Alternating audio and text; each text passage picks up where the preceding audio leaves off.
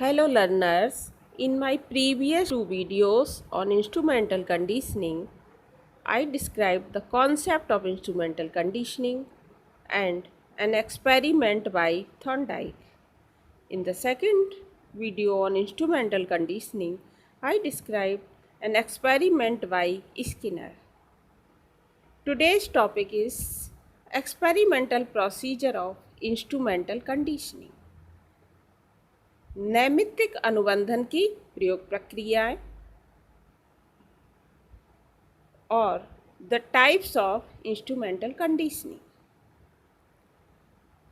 So come to the topic experimental procedure of instrumental conditioning.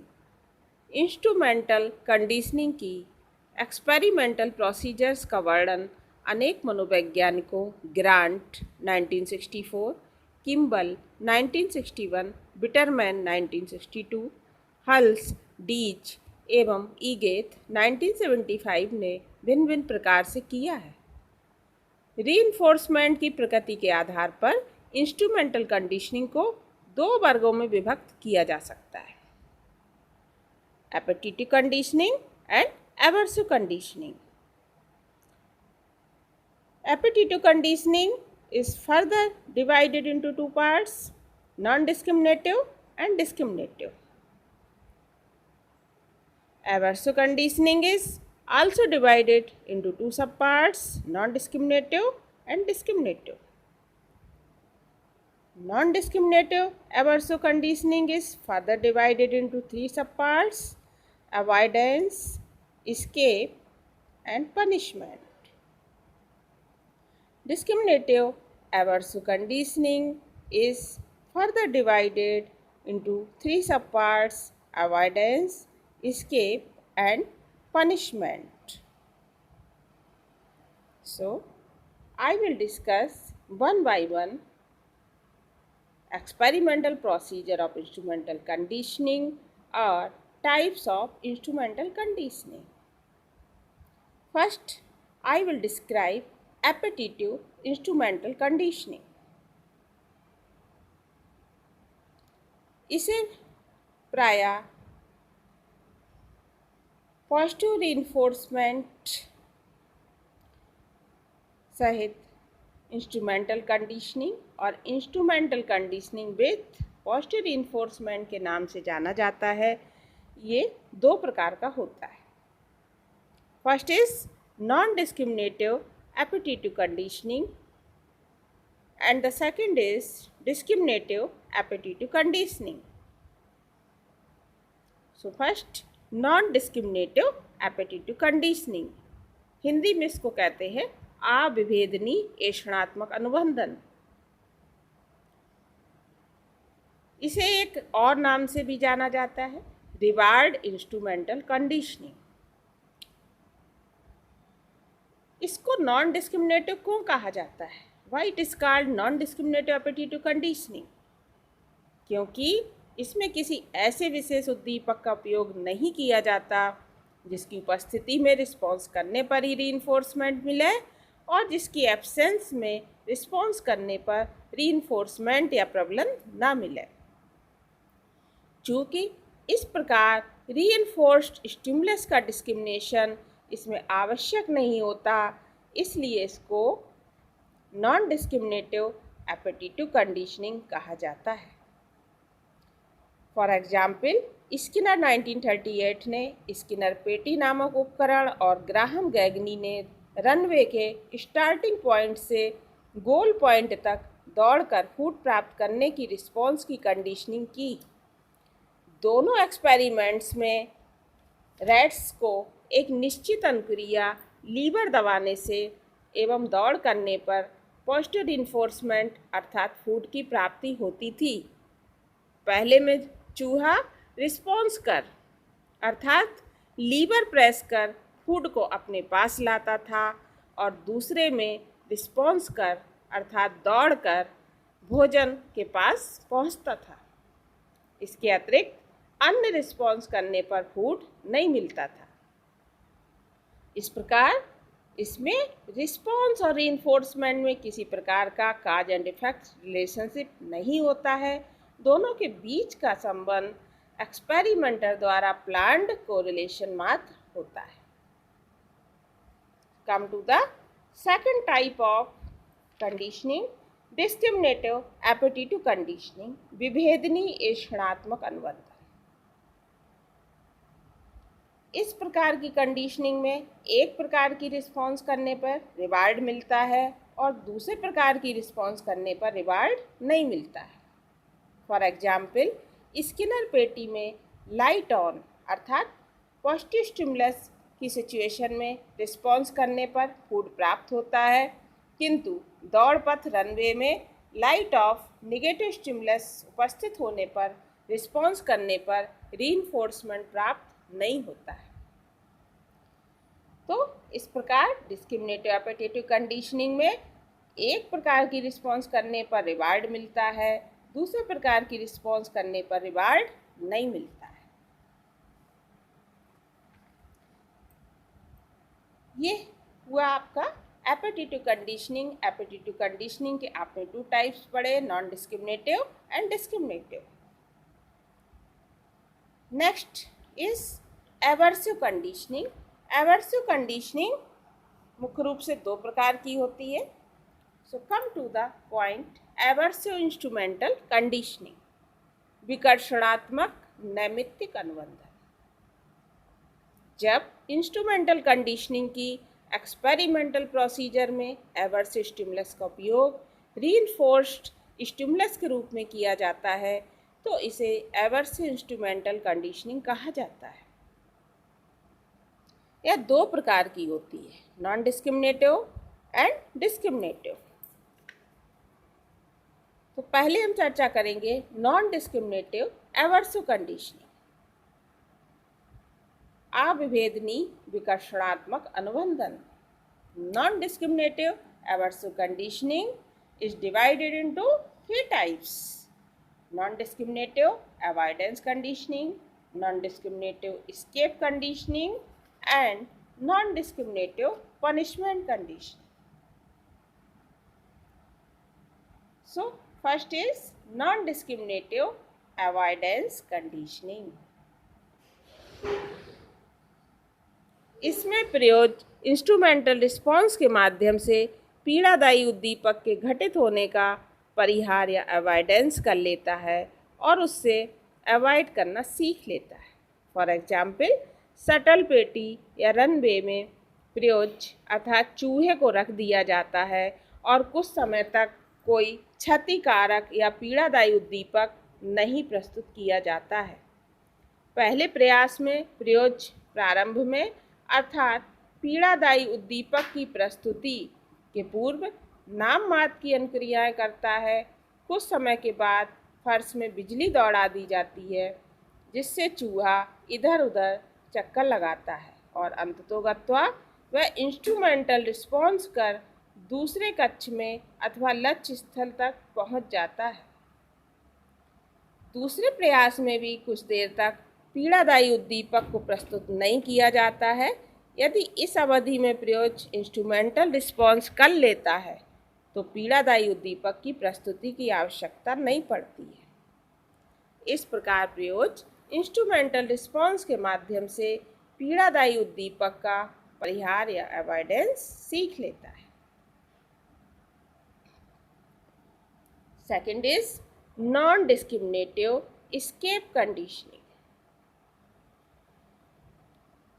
इस प्रकार की conditioning में कुछ ही प्रयासों में नेगेटिव रीइंफोर्समेंट अथवा एवर्सिव स्टिमुलस के प्रारंभ होते ही प्रयोग इंस्ट्रूमेंटल रिस्पॉन्स कर उससे एस्केप या पलायन कर जाता है। इस तरह की कंडीशनिंग में सबसे अधिक उपयोग शटल पेटी या शटल बॉक्स नामक उपकरण का हुआ है। इस शटल बॉक्स में 2 रूम बने होते हैं जिनके बीच में एक ऐसा डोर या दरवाज़ा होता है जो ऊपर और नीचे सरक सकता है। स्टेनलेस स्टील के सींचों से बने फर्श में बिजली दौड़ा दी जाती है जिसकी पीड़ा से मुक्ति पाने के लिए प्रयोग अर्थात चूहे आदि दर्द से छटपटाते हैं, इधर उधर चक्कर लगाते हैं और अचानक लीवर दबा देते हैं, दरवाज़ा खुल जाता है और इस प्रकार चूहे दूसरे रूम में पहुंच जाते हैं जहां एवर्सिव स्टिमुलस इलेक्ट्रिक शॉक का अभाव होता है। इसी तरह के कंटिन्यूअस प्रयासों के फलस्वरूप प्रयोज थोड़ी कम परेशानी प्रकट करता है और कुछ ही प्रयासों में नेगेटिव रीइंफोर्समेंट या एवर्सिव स्टिमुलस के प्रारंभ होते ही रिस्पॉन्स कर लेता है, इंस्ट्रूमेंटल रिस्पॉन्स कर उससे पलायन कर जाता है, एस्केप कर जाता है। The third is non discriminative punishment conditioning. जब किसी रिस्पॉन्स के करने पर प्राणी को क्षतिकारक या ऋणात्मक प्रबलन का संकेत देने हेतु किसी डिस्क्रिमिनेटिव स्टिमुलस का प्रयोग नहीं किया जाता है तो उसे नॉन डिस्क्रिमिनेटिव पनिशमेंट ट्रेनिंग के नाम से जाना जाता है। फॉर एग्जाम्पल, यदि हमें किसी कबूतर को स्किनर पेटी में दीवार में डिस्क पर चोंच मारने के लिए इस विधि द्वारा प्रशिक्षित करना है। कबूतर पेटी में पहुंचने पर चोंच मारकर भोजन प्राप्त करता है। अब उस कबूतर को नॉन डिस्क्रिमिनेटिव पनिशमेंट ट्रेनिंग दी जाने लगी, अर्थात जब वह डिस्क पर चोंच मारता है तो उसे भोजन के स्थान पर चोंच में बिजली का शॉक दिया जाता है। यह इलेक्ट्रिक शॉक पीड़ादायी होने के कारण, एवर्सिव होने के कारण नेगेटिव रीइंफोर्समेंट है। नेगेटिव रीइंफोर्समेंट से छुटकारा पाने के लिए कबूतर चोंच मारने की रिस्पॉन्स का एक्टिवली दमन करने लगता है और कुछ इफर्ट्स के बाद वह चोंच मारना पूरी तरह समाप्त कर देता है। इस प्रकार पनिशमेंट ट्रेनिंग द्वारा किसी रिस्पॉन्स को रोकने के लिए या अवरुद्ध करने के लिए अनुबंधित किया जाता है।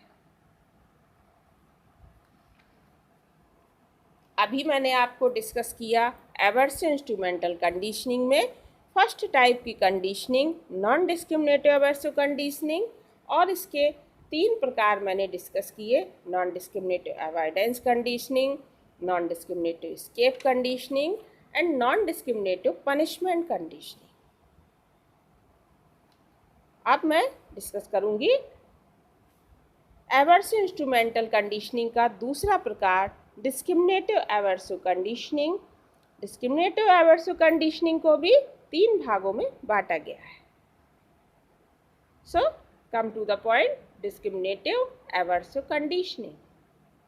इसके अंतर्गत आने वाले सभी अनुबंधनों में एक ऐसे उद्दीपक संकेत, एक ऐसे स्टिमुलस क्यू का यूज़ किया जाता है जिसकी उपस्थिति ऋणात्मक प्रबलन नेगेटिव रीइंफोर्समेंट के घटित होने का संकेत देती है, और उसकी एब्सेंस से इस बात का पता चलता है कि नेगेटिव रीइंफोर्समेंट नहीं दिया जाएगा। इसको भी 3 भागों में बांटा गया है। First, discriminative avoidance conditioning, second, discriminative escape conditioning and third, discriminative punishment conditioning.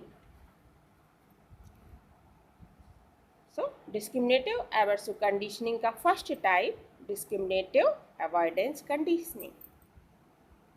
इस प्रकार के कंडीशनिंग एक्सपेरिमेंट्स में प्रयोज्य किसी दिए हुए संकेत के प्रति रिस्पॉन्स करके एवर्सिव स्टिमुलस का परिहार्य अवॉइडेंस करना सीख लेता है। इस विधि के उदाहरण स्वरूप वाटसन 1915 एंड 1916 के प्रयोग को डिस्कस किया जा सकता है। इन प्रयोगों में से एक प्रकाश स्रोत से उत्पन्न किया गया। तत्पश्चात क्या किया उन्होंने, फर्श में इलेक्ट्रिसिटी प्रवाहित की गई और यदि प्रकाश उत्पन्न होते ही कुत्ते ने अगला पैर उठा लिया तो इलेक्ट्रिसिटी प्रवाहित नहीं की गई और कुत्ता पीड़ादायी आघात से बच गया। तो इस तरह लाइट ऑन होने पर अगर कुत्ता अगला पैर उठा लेता था तो उसको विद्युत शॉक या इलेक्ट्रिसिटी प्रवाहित नहीं की जाती थी, इलेक्ट्रिक शॉक से वो बच जाता था। और अगर लाइट ऑन की स्थिति में वो अगला पैर नहीं उठाता था तो उसको इलेक्ट्रिक शॉक दे दिया जाता था। इस प्रकार इसमें एक दिए हुए संकेत के प्रति अनुक्रिया करके प्रयोज्य पीड़ादायी उद्दीपक का परिहार करता है। Second is discriminative escape conditioning. वास्तविक रूप में डिस्क्रिमिनेटिव एस्केप कंडीशनिंग की प्रोसेस का उपयोग प्रयोगशाला में नहीं किया जाता है। उदाहरण के लिए मान लीजिए लाइट को डिस्क्रिमिनेटिव स्टिमुलस क्यू के रूप में लिया गया, इसको प्रस्तुत किया गया और फर्श में इलेक्ट्रिसिटी दौड़ा दी गई। रैट चूहा प्रकाश के प्रति इंस्ट्रूमेंटल रिस्पॉन्स करना सीख लेगा। यदि इलेक्ट्रिक शॉक के पहले ही चूहा रिस्पॉन्स कर लेता है तो इलेक्ट्रिक शॉक उसको नहीं लगेगा, किंतु यह स्थिति डिस्क्रिमिनेटिव अवॉइडेंस कंडीशनिंग की हो जाएगी, क्योंकि एस्केप कंडीशनिंग में यह आवश्यक है कि नेगेटिव स्टिमुलस का एक्सपीरियंस प्रयोज्य को अवश्य हो। इस एग्जाम्पल में ऐसा अनुभव न होने के कारण जो एक्सपेरिमेंटल प्रोसीजर है वो एस्केप कंडीशनिंग की नहीं रह जाती है। कुछ साइकोलॉजिस्ट एस्केप कंडीशनिंग में इलेक्ट्रिक शॉक की तीव्रता इंटेंसिटी को प्रारंभ में अत्यंत कम और अधिक कर देते हैं। कुछ प्रयासों के बाद प्रयोज्य इलेक्ट्रिक शॉक के प्रारंभ होते ही पलायन की इंस्ट्रूमेंटल रिस्पॉन्स होना सीख लेते हैं। इस प्रक्रिया को ये साइकोलॉजिस्ट डिस्क्रिमिनेटिव एस्केप कंडीशनिंग का उदाहरण मानते हैं। उनके अनुसार क्षीण विद्युत आघात प्रबल आघात का विभेदनीय माना जा सकता है।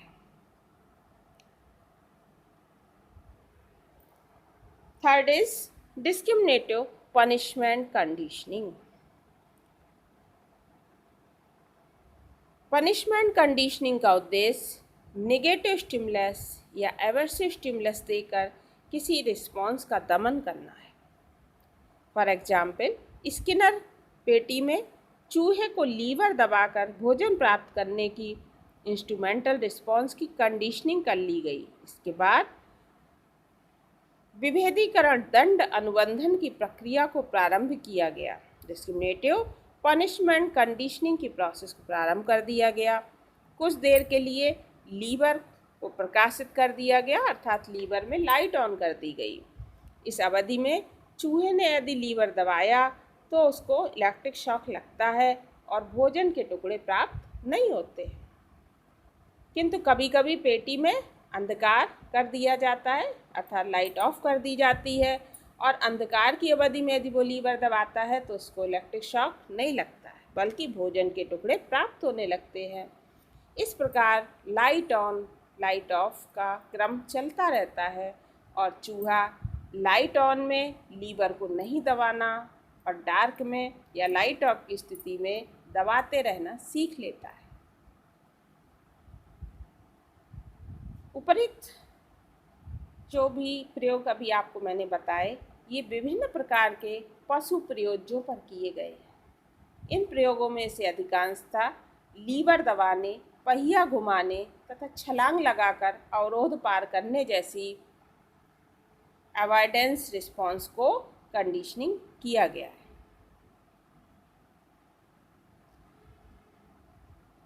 अभी मैंने आपको इंस्ट्रूमेंटल कंडीशनिंग के जो प्रकार बताए, इसके अलावा इंस्ट्रूमेंटल कंडीशनिंग का एक प्रकार और भी है जिसको कि यहाँ पे डिस्कस नहीं किया गया है, उसको इन वर्गों में सम्मिलित नहीं किया गया है। इसको कहा जाता है ओमिशन इंस्ट्रूमेंटल कंडीशनिंग या अकर्म नैमित्तिक अनुबंधन। आइए इसको भी समझ लिया जाए कि ओमिशन इंस्ट्रूमेंटल कंडीशनिंग क्या है। What is omission instrumental conditioning? सीखने की ऐसी प्रक्रिया जिसमें व्यक्ति किसी अनुक्रिया का दमन करना सीखता है, क्योंकि उस अनुक्रिया के कर देने पे धनात्मक प्रबलन या पुरस्कार की प्राप्ति नहीं होती है, इसलिए इसको ओमिशन इंस्ट्रूमेंटल कंडीशनिंग कहा जाता है। अर्थात ओमिशन इंस्ट्रूमेंटल कंडीशनिंग में क्या होता है कि व्यक्ति किसी सीखी गई अनुक्रिया का दमन करना सीखता है। पहले उसको उस अनुक्रिया के करने पे पॉजिटिव रिइंफोर्समेंट मिलता था अब उसको संक्रिया के करने पे पॉजिटिव रीइंफोर्समेंट या पुरस्कार की प्राप्ति नहीं होती है और इसीलिए इसको ओमिशन इंस्ट्रूमेंटल कंडीशनिंग कहा जाता है। इस प्रकार के सीखने पर कोनोर्स्की 1948 ने कई प्रयोग किए। ऐसे प्रयोगों में पहले पेवलोवियन कंडीशनिंग विधि से कोई रिस्पॉन्स किसी स्टिमुलस के साथ कंडीशन कर दी जाती है, जैसे कि मेट्रोनोम की साउंड के साथ, जहां कुत्ते द्वारा लार स्राव करना। इसके पश्चात ओमिशन लर्निंग की प्रयोग प्रक्रिया प्रारंभ होती है। अब किसी किसी प्रयास पे मेट्रोनोम को एक्टिव करने के तत्काल बाद कुत्ते के अगले पैर को प्रयोगकर्ता स्वयं उठा देता है। ऐसे प्रयासों पर कुत्ते को फूड से पुरस्कृत नहीं किया जाता है। इस प्रकार की प्रायोगिक दशा में कोनोर्स्की ने पाया कि कुछ प्रयासों के पश्चात पैर उठाना लार स्राव की क्रिया का कंडीशनड इनहिबिटर या अनुबंधित अवरोधक बन गया। जब कभी भी मेट्रोनोम की साउंड के साथ पैर उठाया जाता था तो कुत्ता लार नहीं बहाता था और साथ ही साथ वह पैर उठाने का विरोध अपने पैर में तनाव पैदा करके करता था। अंततोगत्वा प्रत्येक प्रयास पे पैर उठाने की विरोधी क्रिया पैर में तनाव लाकर फर्श पर टेके रहना कुत्ते के व्यवहार की स्थायी विशेषता बन गई। ओमिशन इंस्ट्रूमेंटल कंडीशनिंग मेथड द्वारा लर्निंग में पुरस्कार या रिवार्ड की एब्सेंस के कारण एक कंडीशन रिस्पॉन्स ही अवरुद्ध नहीं होती है, बल्कि उस रिस्पॉन्स की विरोधी अनुक्रिया भी डोमिनेंट हो जाती है। Thank you.